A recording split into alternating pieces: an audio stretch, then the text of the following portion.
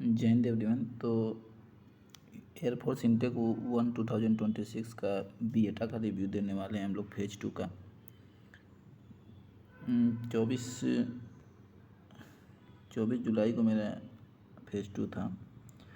और अब बात करते हैं शुरू से कि हुआ क्या फेज़ 2 में। मेरे साथ मैं अपना बता दूंगा, आप लोग समझ लेना उसी हिसाब से क्या होता है वहाँ पे। तो 5 बजे हम लोग की रिपोर्टिंग थी। 5 बजे रिपोर्टिंग थी जबकि मैं 4:30 बजे सेंटर पे पहुंच गया था। 5 बजे से इन्होंने लोगों एंट्री करना शुरू हो गए, मतलब एंट्री लेनी शुरू हो गई। यहाँ से यहीं पे बाहर ही ये लोग अपना आधार कार्ड और फेज़ 2 का एडमिट कार्ड, नहीं आधार कार्ड, फेज़ 2 का एडमिट कार्ड और फेज़ 1 का एडमिट कार्ड बाहर ही चेक करते थे, यहाँ पे गेट पे ही। इसके बाद अंदर ले जाया जाता था, मतलब लाइन से अंदर। यहाँ पे जो दिख रहा है यहीं पे आगे एक मशीन लगी हुई थी, वहाँ पे चेक किया जाता था थोड़ा सा, मतलब कि कोई सामान तो नहीं है आपके पास, कुछ वैसा। तो उसके बाद चेक करके हम लोगों को आगे ले जाया जाता था। आगे लाने के बाद इसे हम आपको दिखाते हैं, यहाँ पे लाया जाता था। इससे पहले जो ये दिख रहा है ना, इससे पहले एक रास्ता है, वहीं रास्ते के पास यहीं बगल में, इधर बगल में चेस्ट नंबर दिया जाता है हमें आते से ही। वहाँ गेट के पास बोलते हैं दौड़ते जाओ दौड़ते जाओ, और दौड़ते यहाँ आने के बाद हम लोगों को चेस्ट नंबर जो फेज़ 2 पे लिखा रहता है वही एक कपड़े के रूप में मिलता है, जिसे आप पहन लो। चेस्ट नंबर पहना दिया जाता है। चेस्ट नंबर पहना के बाद अंदर भेज दिया जाता है हमें। इधर यहाँ से अंदर जाया जाता है। इधर रास्ता होता है जाने का, इसमें दिख नहीं रहा। इधर रहता है, उधर ही ले जाया जाता है। वहाँ पे ले जाके लाइन से बैठा जाता है। 100 के 3 ग्रुप बनते हैं, क्योंकि 300 बच्चे का वो रहता है लेकिन 300 में से 190 बच्चे ही आए थे लगभग, पूरा 190 बच्चे प्रेजेंट थे। तो वहाँ पे बैठा दिया जाता है 100 का अलग अलग करके। तो हमारे जैसे हम लोग का ग्रुप था 100, 1 से लेकर 100 चेस्ट नंबर तक का, इसमें से केवल 60 बच्चे ही आए थे। तो इन 60 को अलग से बैठा दिया गया। फिर वहाँ पर फिर फॉर्म भराया जाता है, जो कि फॉर्म हमें फेज़ 2 का जब एडमिट कार्ड डाउनलोड करते हैं उसके साथ मिलता है। वो वाला फॉर्म भरवाते हैं ये लोग कि अगर आप 18 वर्ष से ऊपर हैं तो आप खुद साइन कर सकते हैं, नहीं है तो पेरेंट्स से साइन करवा कराना होता है। और कुछ लड़के नहीं भी कराए होते हैं तो वो कर लेते हैं, खुद ही कर देते हैं वहाँ पे साइन। तो उसके बाद वो करने के बाद कहते हैं कि अपना कपड़ा वपड़ा जिसको कुछ पहनना है पहन लो। और उसके बाद वहाँ से हमें उठा के लाया जाता है, कहते हैं कि चलो अब फिर यहीं पे इसी तरह से हम लोग यहीं से बाहर निकलते हैं। और सामने बस खड़ी रहती है, इधर रोड पे बस खड़ी रहती है, बस में बैठाया जाता है हमें। और लगभग वहाँ से 2 किलोमीटर दूर हमें ले जाया जाता होगा, उसे घुमा करके। इसे जैसे मैं आपको बताऊँ, ऐसे घूम के बस जाती है। जैसे यहाँ पे ये सेंटर मान लो, ये यहीं पे है, यहाँ पे ये जगह है। तो इस जगह से घूम करके ऐसे ले जाया जाता है और यहाँ पे छोड़ दिया जाता है हमें। यहाँ से रनिंग स्टार्ट होती है और वहाँ से और ये सेंटर के पास आना होता है दौड़ के हमें दोबारा यहीं पे। तो यहाँ से 1600 मीटर की रनिंग होती है। रनिंग बहुत आसान होती है, 7 मिनट का टाइम, ये पूरा टाइमिंग देते हैं। और रनिंग में हम लोग, अगर मैं अपने उस 7 के लड़कों की बात करूँ तो 60 लड़के थे, 60 में से केवल 1 लड़का रनिंग में बाहर हुआ था बस। सोचो कितनी आसान रनिंग थी। तो रनिंग नॉर्मली दौड़ते दौड़ते हो जाता है। अगर बच्चों के साथ तुम दौड़ना चाहो तो साथ साथ अगर दौड़ना चाहो कोई दिक्कत नहीं, लेकिन नॉर्मली दौड़ते दौड़ते हो जाता है, कोई दिक्कत नहीं। मैं तो सबसे पीछे खड़ा था इसमें। मैं चला गया बाथरूम के लिए और वहीं तब तक बच्चे सभी खड़ा हो गए सामने। मैं पीछे खड़ा था क्योंकि मुझे पता था मैं यहाँ पे, मेरी टाइमिंग 6:20 6:27 आते थे, तो मुझे पता था कि रनिंग तो मैं कर ही लूँगा।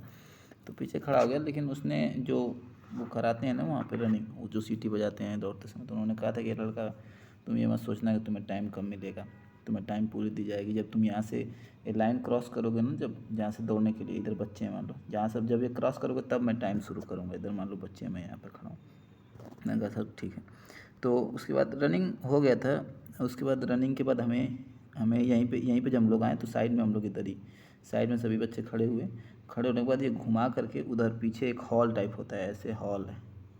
वहाँ पे कुछ नहीं है, बस 2-3 पिलर लगे हुए हैं, तो इस बीच में खाली है पूरा। वहाँ पे हमें ले जाया जाता है, पुशअप सीटअप्स और स्क्वाट कराया जाता है।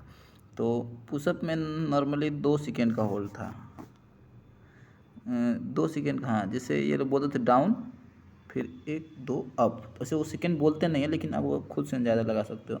डाउन अप करके उन्होंने 10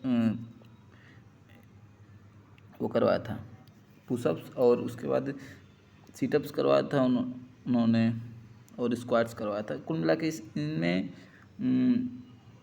2 लड़के पुशअप में आउट हुए थे और सिटअप स्क्वाड में कोई लड़का आउट नहीं हुआ था। तो यहाँ से ये रहा फिजिकल। तो फिजिकल के बाद हम लोग फिर यहाँ से हमें इसके पीछे एक बड़ा सा हॉल था, उस हॉल में ले जाया गया और ले जाके बैठा दिया गया।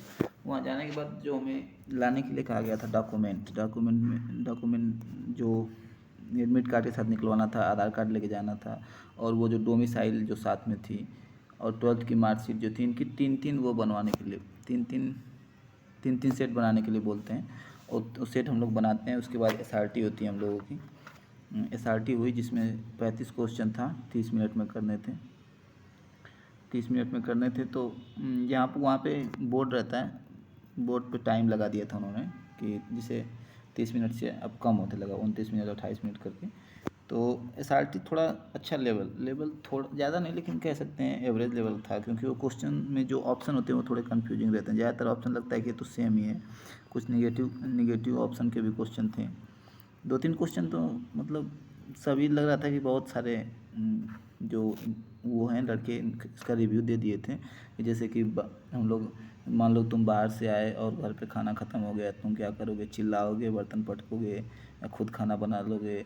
तो ऐसे 2-3 क्वेश्चन थे जो सुने सुनाए थे पहले से ही। लेकिन अगर सभी क्वेश्चन करना है, OMR अच्छे से फिल करना अगर जा रहे हो तो, और उनकी बातों को जो वो इंस्ट्रक्शन देते हैं ना, ध्यान से सुनोगे तो हो जाएगा SRT। अगर पहले से थोड़ा बहुत प्रैक्टिस भी कर लेना, ऐसा नहीं कैसे चलेगा। तो उसके बाद SRT हुआ हमारा। SRT होने के बाद फिर 1-2 घंटे बाद 1-1.5 घंटे लगा होगा SRT का रिजल्ट आने में।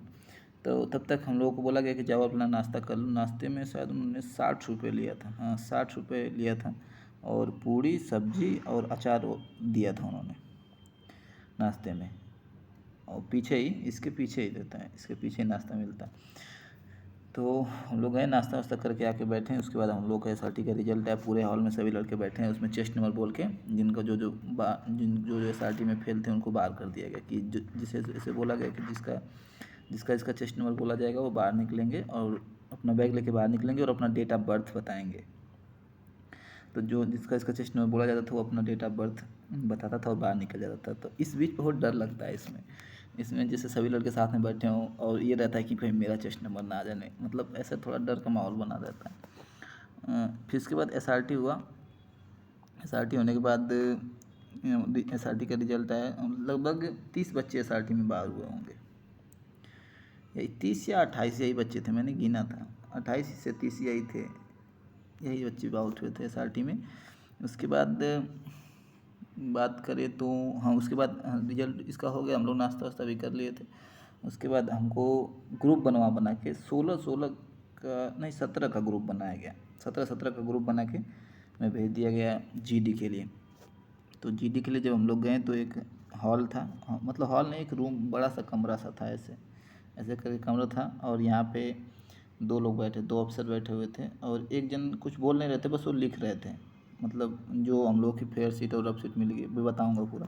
2 लोग ऐसे बैठे थे यहाँ पे उन टेबल पे, और हम लोग क्या ऐसे कुर्सी लगाई गई थी, 17 ऐसे कुर्सी लगाई गई थी, और इस पे हम लोग 1 2 3 4 5 6 से 17 करके हम लोग 17 बैठ गए थे। तो मेरा जैसे 4 थे, 5वें नंबर पे वैसे मेरा नंबर था इधर से, इस साइड से। तो बैठ गए। उसके बाद हमें भरने के लिए दिया गया PIQ क्या होता है। तो वही होता है, अपने बारे में भरना रहता है कि तुम कहाँ से हो, क्या नाम है तुम्हारा, ये सब भरने के लिए, कि तुमने कभी फेज 2 दिया, कभी तुमने एयरफोर्स का एग्ज़ाम दिया है, वो सब भरना रहता है। तो वो सब हम लोग भर ही रहे थे, तब तक ऑफिसर ने बोला कि नहीं भरना है, चलो बाद में भरना, हटाओ लाओ टाइम कम है। तो उसके बाद हम लोग को वो वाला ले लिया गया। उसके बाद हमें 2 सीट में दी गई, एक रफ सीट और एक फेयर सीट करके 2 सीट दी गई, और एक ऑडियो चलाया गया।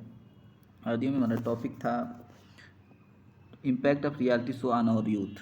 तो मुझे तो पता ही नहीं था कि रियलिटी शो क्या है, तो ये रियलिटी शो कहते किसे। तो उसके बाद जब इन्होंने ऑडियो चलाया तो उसमें पता चला कि अच्छा ये KBC और बिग बॉस ये सब इसको रियलिटी शो बोलते हैं। तो मैंने कहा ठीक है भैया। तब जब तक बोला, मतलब इतना आराम से बोलते हैं वो, मतलब जो बोलता है उस बुलवाते हैं जो इतना आराम से कि तुम लिख सकते हो अच्छा खासा, उसको पूरा उतार सकते हो। अगर स्पीड तुम्हारी अच्छी है तो तुम रफ सीट पे उसको लिख लो।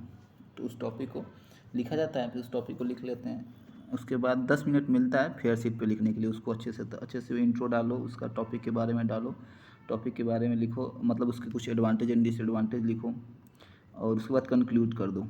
मतलब एक फेयर शीट में तुम लिख सकते हो, क्या लिख सकते हो फेयर शीट में, जैसे इंट्रो डालो एक, वो तो मतलब तुम्हें पता ही होगा मैं क्या बताऊँ, ठीक है। तो वैसे मैंने लिखा, और ज़्यादातर मैंने जो रफ शीट में लिखा था उसी को लिखा था, और कंक्लूजन में मैं थोड़ा बहुत अपने से खुद से लिखा था कि और parents can play important role to suggest the reality show, ऐसा करके मैंने कंक्लूजन में थोड़ा लिखा था। और जो एडवांटेज डिसएडवांटेज मैंने जो ऑडियो चली थी उसी में से मैंने लिखा था, और इंट्रोडक्शन को भी मैंने उसी में ही लिखा था। तो ज़्यादातर मैंने रफ शीट का ही फेयर शीट में उतार दिया था, थोड़ा बहुत अपने से खुद से भी लिखा था। तो ये हो गया हमारा फेयर शीट जमा हो गई। उसके बाद फेयर शीट जमा होने के बाद हमें बोला गया कि चलो अब अपना 1 मिनट में तुम लोग, और जिससे 1 मिनट में अपना इंट्रोडक्शन में केवल अपने बारे में बताना है, माता पिता के बारे में कुछ नहीं बताना है। उसने ऑफिसर ने बताया कि माता पिता के बारे में कुछ नहीं बताना है, केवल अपने बारे में बताना है और टॉपिक के बारे में बताना है जितना हो सके। तो सभी लड़के बोलना शुरू किए, और 1-1 मिनट करके सभी ने बोल दिया था, 17 के 17 ने सभी ने बोल दिया था। एक लड़का थोड़ा सा उसमें हचका था, रुक गया था बीच में, नहीं तो सभी ने बोल दिया था। और उसके बाद हम लोगों की जीडी स्टार्ट हुई। जीडी स्टार्ट जब हुई तो उसमें सब आपस में जब जीडी स्टार्ट हुई तब मैंने एक बार बोला था, जब बोला स्टार्ट है तो उसमें मैं एक बार बोला था। तो उसके बाद फिश मार्केट क्रिएट हो गया, सभी लड़के आपस में ही बोलने लगे थे, कोई किसी के पॉइंट सुन ही नहीं रहा था। तो उसने क्या किया, 8 और 9 करके अलग अलग कर दिया, 2 ग्रुप में डिवाइड कर दिया, 8 और 9 में।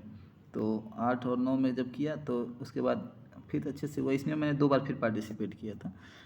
कुछ लड़के तो बहुत ज़्यादा बोल रहे थे, लोग बोलने मतलब मौका ही नहीं दे रहे थे दूसरों को, तो उनको उसने चुप भी करा दिया कि नहीं शांत रहो, और लड़कों को बोलने दो। तो उसके बाद फिर बोला सभी ने बोला। एक लड़का थोड़ा वो इधर का उधर बोल रहा था, वो सोच रहा था कि इसको पता नहीं चलेगा। अच्छा, ऐसा लगता है कि वो लोग हमें देख नहीं रहे हैं, वो कंप्यूटर में देख रहे हैं, कुछ लिख रहे हैं, तो ऐसा लगता है कि हमें वो उनका हम पर तो ध्यान ही नहीं है। मतलब हमेशा अफसरों को नहीं देखना है, लेकिन कभी कभार उन पर नज़र जाती है तो लगता है कि यार ये तो हमें देख ही नहीं रहे हैं, लेकिन शायद वो देखते होंगे या देख ही रहते हैं, देखते ही रहते हैं। लेकिन उस लड़के को मतलब मेरी नज़र थी उस लड़के पे, वो लड़का कुछ बना के उल्टा सीधा कुछ भी बोले जा रहा था। और जब सभी लड़के बोल रहे थे ना, तभी वो भी उसी में सोच रहा था कि निकाल लूँ काम। तो वो वही लड़का हमारे ग्रुप में से बाहर हुआ था, यानी 17 में से केवल एक लड़का बाहर हुआ था हमारे ग्रुप का, अगर बात करें तो। और सभी लड़के सिलेक्ट थे जीडी में। तो उसके बाद हम लोग चले गए। उसके बाद 1-2-3 घंटा लगा, सब लगभग 5 बजे तक हम लोग का जीडी का रिजल्ट आया। उसमें से जीडी में भी अगर बात की जाए तो 20 लड़के नहीं, 25 लड़के हैं, 25-26 लड़के जीडी में बाहर हुए थे बस। तो अगर टोटल किया जाए तो 30 लड़के वैसे बाहर हुए, और मान लो जीडी में भी 30 लड़के ही मान के चलो, 30 लड़के इसमें बाहर हुए थे, मतलब 60 लड़के टोटल बाहर हो गए थे। और आए थे 190 में से अगर 60 बाहर हो गया तो बचे 130 लड़के बचे थे। तो 130 लड़कों को लिए 130 लड़कों को कुछ को मिला गोरखपुर मेडिकल और कुछ को मिला प्रयागराज, 2 जगह मेडिकल में, नहीं कुछ को गोरखपुर और कुछ को प्रयागराज, नहीं प्रयागराज या कानपुर मिला था, क्योंकि मेरा गोरखपुर था तो मुझे याद है।